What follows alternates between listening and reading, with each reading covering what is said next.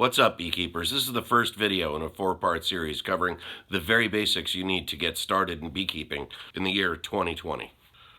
Okay, so the very first thing you need to do is decide what kind of hive you're going to put your bees in. But Scott, you might ask, don't I have to buy bees now? Oh yeah, if you're buying bees this year, you do. Yeah, you really do. But different hives have more or less options than others for how you can install those bees. You need to decide what kind of hives you're going to use first. Choosing the style of hive is an important consideration for every beekeeper, and it's going to affect your entire beekeeping experience. We're going to talk about the pros, the cons, and the kind of hive I'm going to choose for my next operation. Watch to the end of the video because we're going to debunk some popularly shared myths that may mislead you in your first and perhaps most important beekeeping decision. Hi, I'm Scott McPherson, and this is Beekeeping from Scratch, where it's about the bees. Okay, question of the day. What beehives have you used, or what beehives were you planning to use prior to watching this video? Please leave a comment below and let us know. All right, let's get this started. Today, we're going to talk about the 3 most popular hive options available today: the standard Langstroth Hive, the top bar hive, or TBH, and the People's Hive, also colloquially known as the Abei Hive. If you'd like me to dive deeper into the history of beekeeping, please hit subscribe, and comment below and let me know. And if we get 1,000 likes, we'll do a video in the future about how beekeeping, hive style, and methods have evolved over the years. So bees are supplied in 2 basic ways: either captured as a swarm or purchased as an artificial swarm, also known as package bees, or bees are supplied as frames of bees, usually in the form of an established hive, a small hive called a nuke or Nucleus Hive, usually consisting of 5 frames of bees, brood, pollen, and honey. The key difference here is that the bees are either supplied with frames or they come as a swarm of bees that have no frames of comb, just a queen, and 3 to 5 pounds of worker bees. We'll talk about the pros and the cons of different ways of sourcing your bees in the very next video. In this video, we're focusing on what kind of hive you choose to begin your beekeeping career. The Langstroth Hive was designed by an American pastor, the Reverend Larenzo Langstroth, in the 1850s as an alternative to skeps and log gums. His design revolutionized beekeeping by allowing beekeepers to inspect the hive on a comb-by-comb basis, and also allowed beekeepers to harvest honey from the hive without destroying the nest and killing all the bees in the process. The Langstroth Hive has become the de facto standard of American beekeeping, although there are similar hives such as the National Hive all over around the world and follow the basic principles and precepts that Langstroth discovered and developed. There are many accessories that have developed around the Langstroth Hive that help improve convenience and efficacy when using this style of hive. In recent years, the association of the Langstroth Hive and harsh commercial beekeeping has stigmatized the hive somewhat, but it remains the most commonly used hive in North America. This is the standard form of hive you see today, a stack of white boxes with a tin roof. It's the hive that the largest majority of commercial beekeepers use today, and it still remains the most popular among hobbyists and backyard beekeepers. And there is good reason for that. Langstroth hives are mostly expanded by stacking boxes called hive bodies or supers over the brood nest, or sometimes underneath the colony of bees. The TBH or top bar hive, also commonly known as the coffin hive or trough hive, is a horizontal format hive. Horizontal format means that the hive expands horizontally rather than vertically like other hives. The top bar hive in one form or another has arisen independently throughout the world. It is suggested that the Greeks created the first top bar hive as early as the days of Aristotle, perhaps by a beekeeper who ran into a swarm of bees and didn't have any spare equipment on them, and shook the swarm into a pot or basket that they had handy, and covered the bees with a bundle of sticks and maybe some grass to keep them in. Until later. When the beekeeper returned, she discovered that the bees had drawn comb and that the honey was able to be harvested without destroying the entire nest. If you are going to choose a top bar hive, do your research about cavity volumes for bee colonies. What size works best in the tropics is not at all the same as what's going to work well in a colder, more temperate climate. The Abei Hive, more properly known as the People's Hive, was created by the French monk Abei. Abei developed the People's Hive over 50 years of research, culminating in what he liked to call the People's Hive, culminating in what he liked to call the People's Hive, culminating in what he liked to call the People's Hive, culminating in what he liked to call the People's Hive in the 1950s. He studied over 300 designs from the Langstroth Hive to straw scaps. His design focused on simplicity, ease of management, and mimicry of the bee's natural environment, as well as retention of nest scent and heat. This hive is a vertically stacking top bar hive that incorporates natural comb. He studied hundreds of different hive styles and settled on this one as the one that's best for both the bees and the beekeeper. Alright, let's get into the pros and the cons of each of those hive styles, and then immediately after that we'll get into busting some myths. Alright, Langstroth Hive. Pro number 1. They have a ready commercial infrastructure, meaning that you can easily find supplies. And because they are standard, for the most part, you can buy parts from any supplier, and they should just work together. Pro number 2. Ease of manipulation. Beekeepers can easily disassemble and reassemble, inspect, and manage the hive without destroying the nest. Frames support the comb all around and can be wired in the middle for better support. For 2 reasons, honeycombs are more easily mechanically extracted and can be reused by the bees to boost honey production. Those 2 reasons are because the honeycombs are surrounded by frames and wired, as well as extracting equipment that is readily available for Langstroth hives. Pro number 4. The ability to share resources between all of your beehives. Do you know what resources you could share? It's not just honey. You could also share eggs, brood, and pollen as well. If you have a colony that's failing, you could take a frame or 2 of bees and brood and share it with that colony and give them a population boost. Or give the colony a chance to raise a queen if needed. As your operation grows, all the support equipment you could ever need has already been designed to support the Langstroth Hive and Hoffman frames. Equipment like extractors from the very small to titanic in size, decapping tanks, and production line facilities. They, almost all of them, were only available for Langstroth Hoffman equipment. Generally speaking, it produces more honey than other hive styles due to its vertical orientation, as well as reuse of honeycombs. Bees can just get right to filling the empty combs. They don't have to wait for it to be drawn out first, or for brood to emerge from cells to expand the honey stores. Okay, some cons now. With the good also comes some bad. After development, crazy marketing and driving the beekeeping world onto Langstroth equipment produced some undesirable results. A few bad things happened. Can you name one of them? There is one big problem that occurred in direct correlation with the proliferation of the Langstroth beehive. That's right, it's the spread of American foulbrood. With the ease of manipulation and the use of standard-sized equipment, resource sharing became commonplace, and sharing resources also meant sharing diseases and other problems. Con number 2. Because frames can be reused, they can accumulate and store pollutants, but this can easily be mitigated by cycling out old combs as you have bees produce new combs in the brood nest. Now, the way you do that is you simply divide the brood nest in half right in the center and just add another empty frame in as you pull an old frame out from the top of the hive. Con number 3. Equipment can be an expensive entry cost for some, and the exacting dimensions of the equipment makes DIY a little bit out of reach for the average beekeeper. The boxes themselves don't have to be too difficult, but Hoffman frames have such exacting requirements that only the handiest of craftsmen. The boxes themselves don't have to be too difficult, but Hoffman frames have exacting dimensions that requires a proper workshop and a level of skill that the average beekeeper is not likely to have. Con number 4. Full-size hives may just be too big and not allow a cluster of bees to reach from wall to wall and corner to corner. This is a condition that the bees seem to prefer, and anecdotal evidence seems to indicate that keeping bees in a narrower column may be one of several factors that contributes to the overall health of the colony. Alright, so let's move on to the pros and cons of the top bar hive. Pro number 1. The top bar hive is generally the least expensive and easiest to build of these 3 styles of beehives. 2. The top bar hive is generally one long hive, all at the same level, and if stilted or with legs, can eliminate the need to bend over. 3. The bees can be exposed a little bit at a time, although one could say you could do that in other styles of beehives as well. Okay, now that's really it as far as the pros go. I know a lot of people are going to say, hang on a second, there are a lot of other pros that I can think of, but we'll discuss that a little bit later when we talk about the myths. And remember, I did say we were going to debunk myths later at the end of the video. Well, that's where we'll talk about some of those pros that you might be thinking about. If you think that you have some pros to top our hives that I haven't thought of, please leave a comment below and let me know what they are. Maybe we could discuss them in a future video. Okay, now let's get into the cons. Now this is going to be quite a list, and it's probably going to upset a number of top bar hive beekeepers, but folks, listen, I have a lot of experience with top bar hives, and this is the reality.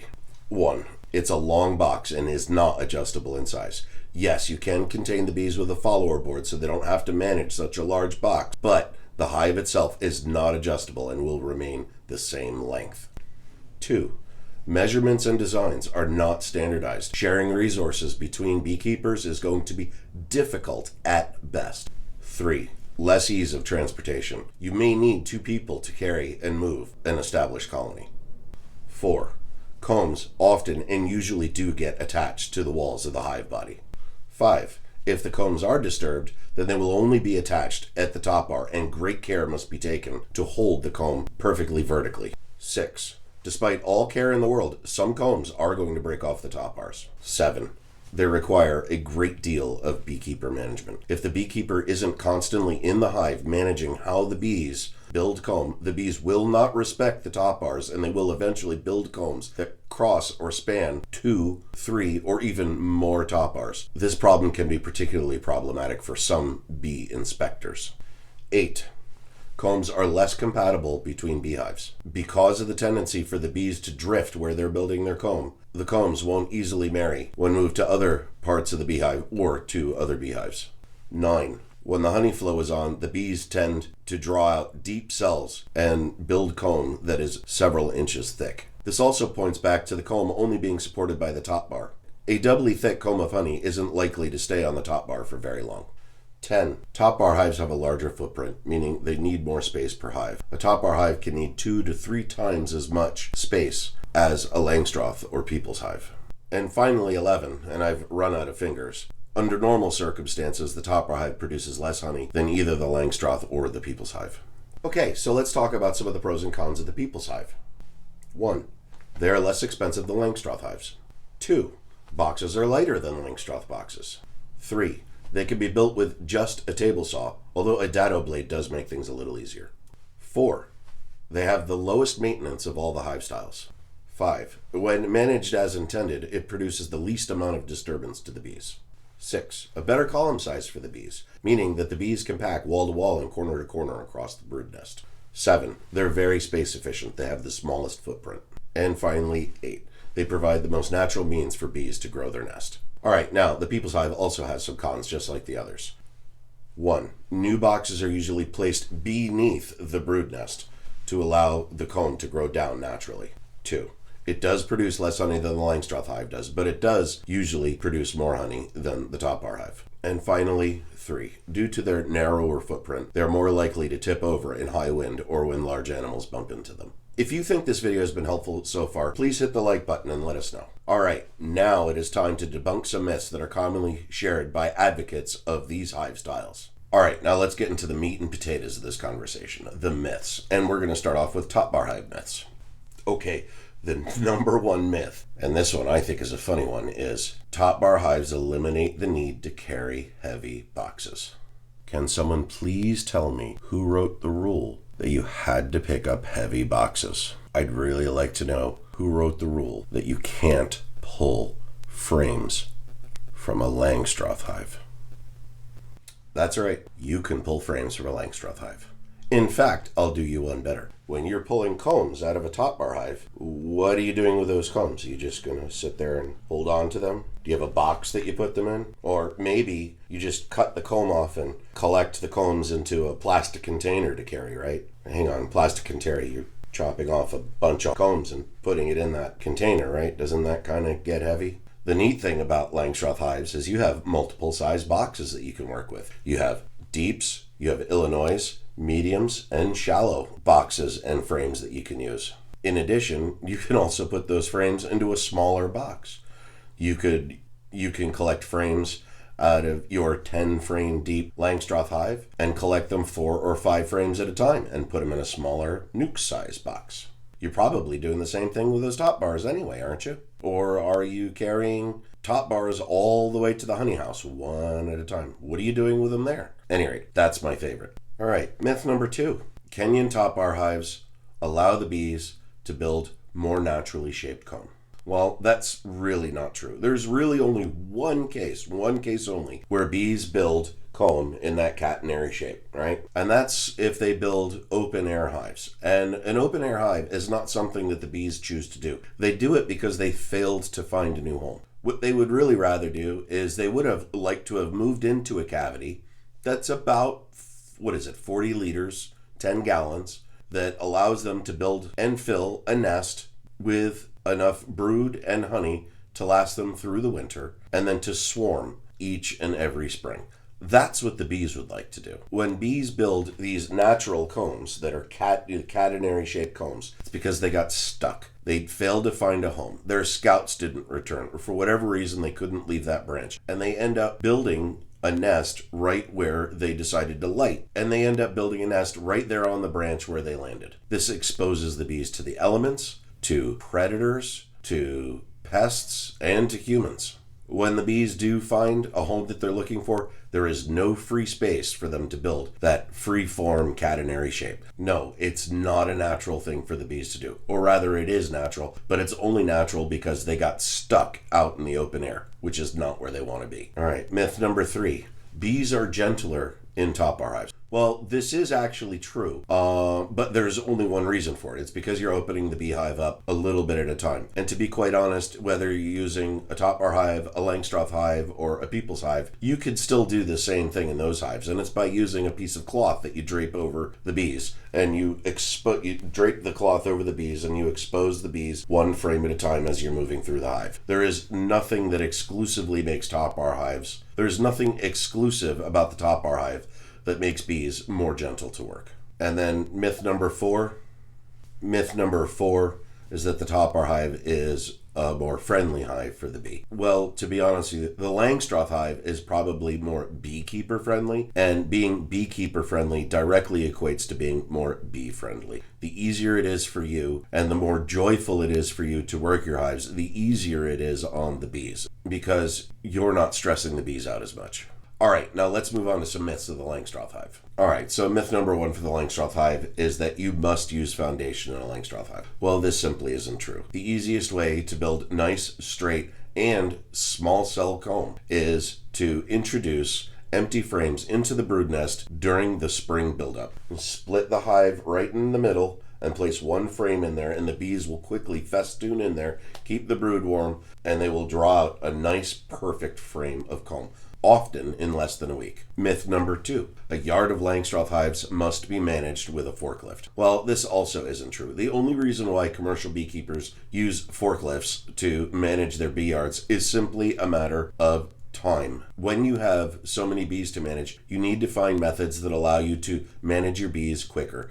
Move your bees in and out of yards using mechanical advantage to make the job faster. It doesn't matter whether you're using Langstroth, top bar hives, or the people's hive. A commercial beekeeper will always benefit from having mechanical advantage in the bee yard, and that means forklifts. In fact, one might say that a top bar hive at the end of the season is going to be a lot heavier than a Langstroth hive because you can't easily break it apart and move the hive one piece at a time. You have to move the whole thing. It's just the nature of needing to move lots of bees very quickly. Nothing more. Myth number 3. Langstroth hives are bad for the bees. While I concede it's true that the design of the full-size Langstroth hive has some drawbacks, those drawbacks can easily be mitigated by using smaller hive bodies. You can use an 8-frame hive. You could even use 5 or 6-frame nukes if you want to reduce the size of the column of the beehive. Beekeepers using Langstroth equipment readily have 3 footprints to choose from: 10-frame, 8-frame, and 5-frame nukes. And if they are crafty, they can even have hive bodies of more or less frames than that. The 8-frame hive is probably a better choice for a full-size beehive. And if you are focusing on growing bees rather than honey, you probably want to be using nukes anyway. All right, now let's talk about the people's hive. Myth number 1. You have to put new hive boxes underneath the brood nest. While this is true, and it is the usual and prescribed method of managing bees using the people's hive, the bees can often benefit from having a box placed over the brood nest during a heavy flow. Now, they may draw the comb from the top bars up rather than the top bars down, but since you're just filling the box with honey, this shouldn't really be a problem, and you just cut the honey out when you're done. Myth number 2 is that the Bar Hive cannot use frames. Well, yes and no. Although the original design precluded the use of frames, Abei did concede over time that using frames in a beehive may be beneficial to some beekeepers, and he designed an optional hive that increases the size slightly to allow room for the use of full frames. The ability to use frames and extract honey while preserving the combs mitigates the problem of placing an empty box above the bees. All right, well that's it. So let's kind of wrap this up with some conclusions and maybe a little bit of open discussion. The final myth is that one beehive is more bee-friendly than another. While this may be true in some minor ways, the bees choose homes of all shapes and sizes. The only exception I could think of is maybe the Bar Hive, because of its smaller footprint and being more like the interior of the tree trunk. However, this can be mitigated simply by using smaller form factor Langstroth hives, such as the 8-frame hive or a 5-frame Nucleus Hive. In truth, the best choice you can make for the bees is to choose a hive that is going to make your beekeeping experience easier and more joyful. A beehive that requires a beekeeper to destroy or damage part of an uncompliant nest does more harm to the bees than having a beehive that's easier to manage. If you have any inkling of growing your operation beyond your backyard, you should seriously consider using equipment that follows industry standards and is readily available. This will allow you to take advantage of equipment and infrastructure that's already in place industry-wide. Although there are some outliers who have successfully grown their operations using top bar hives and the People's Hive. The most notable examples being Dr. Wyatt Magnum and Les Crowder using top bar hives, as well as Sam Comfort and myself, who have successfully built our enterprises using the People's Hive as the foundation to our beekeeping enterprises. Let me tell you from experience, unless you enjoy being a rebel and an outlier, you're probably making your life harder than it really needs to be. You are forcing yourself to live a life of constant innovation and figuring out how to make what you want work on larger scales. Having said that, if you have absolutely no desire to grow beyond your backyard, the top bar hive can be a real fun choice. It can be satisfying inspecting your bees without needing to wear any protective gear, and it's certainly going to be educational on a number of levels. You're going to learn a lot about bee behavior, as well as how frustrating it can get when the bees don't do what you want them to do. My favorite hive really is the People's Hive, for reasons we've already discussed, having to do with the shape of the hive more mimicking the inside of a bee tree. Its narrow column helps protect the bees from all sorts of intruders, and it allows the bees to grow the nest in a downward fashion, which is how the bees do it in nature. Choosing the People's Hive will probably give you the opportunity to grow your operation beyond your own backyard, but don't count on it supporting your livelihood without some significant innovation and solving problems of scale along the way. Being my favorite hive doesn't make it the most practical, since I do intend to grow my operation to levels that could sustain my livelihood, that helps me achieve my goals with the least amount of difficulty. Therefore, I'm choosing the Langstroth as the basis of my operation. And because my intent is to grow and sell bees, queens, and nukes rather than honey, the largest majority of my hives are going to be 5-frame nukes, or the 2x4-frame double nukes, both of which can and will be supered in the Langstroth style. As well, I'll be using 2 and 3-frame mating nukes to raise and mate queens, and give them a few weeks to practice brood laying before being packaged up for sale. For those unfamiliar with double nukes, they're simply a full-size nuke that's got a board down the middle that divides the hive in half, so that you have 2 independent 4-frame nukes living inside the same box. One's got an entrance in the front, one's got an entrance in the back. They get supered just like any other hive. The greatest benefit of using these double nukes is for overwintering. It allows the bees to share warmth through the center board between the 2 colonies. For those bees that are just too prolific to be kept in nukes, I'll go ahead and install them in full-size 8-frame hives and allow them to boom and make as much honey as they want. Allow them to grow, get big, and make as much honey for me as they want, giving them the room to boom, as they say. Alright, for the most part, that wraps up this video. If you found any of this useful, please hit like below and subscribe and leave a comment and let us know what kind of hive you're going to run with. There is a rich history of how beekeeping has developed over the millennia, with most real development happening within the last 150 to 200 years. Bees have been kept in clay pots, baskets, skeps, log gums, holes in the wall, barrels, and various forms and shapes of boxes, both long and tall. If you want to learn more about the history of beekeeping, I recommend you look it up in some older books, which arguably contain more beekeeping wisdom than any of the new offerings today. In those books, you will learn about how every colony is different, and that there are a lot of approaches to solving the same problem. Additionally, you will learn that beekeeping really is a local affair, and the bees and techniques that work for me in my area may not necessarily, and likely are not, the best for you in your area. Please read the description below for some links to some beekeeping resources and books that you should read to learn more about beekeeping as it was done in days past. Also, leave a comment below and let us know if you have any old beekeeping books in your library. Alright guys, that's it. And thank you for watching, and remember, it's about the bees.